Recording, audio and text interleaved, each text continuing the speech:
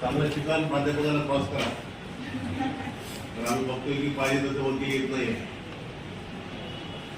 Practical approach नाही आहे, theoretical. वकिलांना प्रॅक्टिकल नॉलेज पाहिजे, कसं काम करायचं. ते जोपर्यंत येत नाही तोपर्यंत वकील म्हणून काही काम नाही. ऑडिटर पाहिजे, त्या लोकांना बोलता आलं पाहिजे. वकील हा प्राणी असा आहे की जोपर्यंत तो ओळख नसताना पण बोलता आलं पाहिजे की मी एकटा राहून चालणार नाही.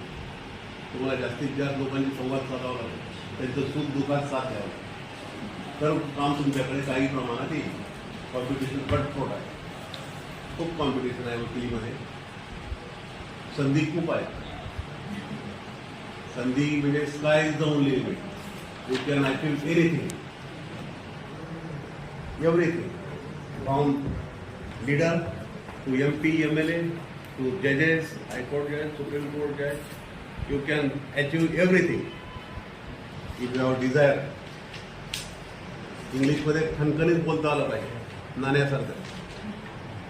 जोपर्यंत इंग्रजी बोलता येत नाही तोपर्यंत वकील कोर्टामध्ये टिकत नाही.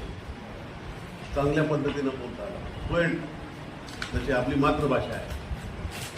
मराठी आली पाहिजे, इंग्रजी आली पाहिजे, बाकी 2 भाषा एक्स्ट्रा पाहिजे जे आपल्या सराउंडिंगच्या आहे. आता सराउंडिंगला समजा हिंदी असेल तर हिंदी आली पाहिजे, कन्नड असेल तर कन्नड आली पाहिजे, किमान बेसिक तरी आली पाहिजे. पण मार्गदर्शन करतो विद्यार्थ्यांना.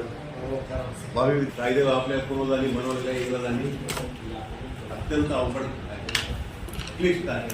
तुम्हाला ज्ञान आहेच.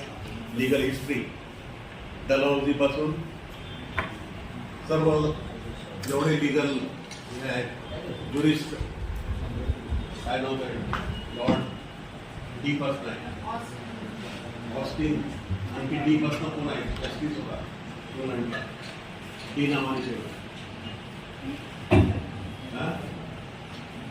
त्यांच्या जजमेंट आजपर्यंत टिकून आहेत.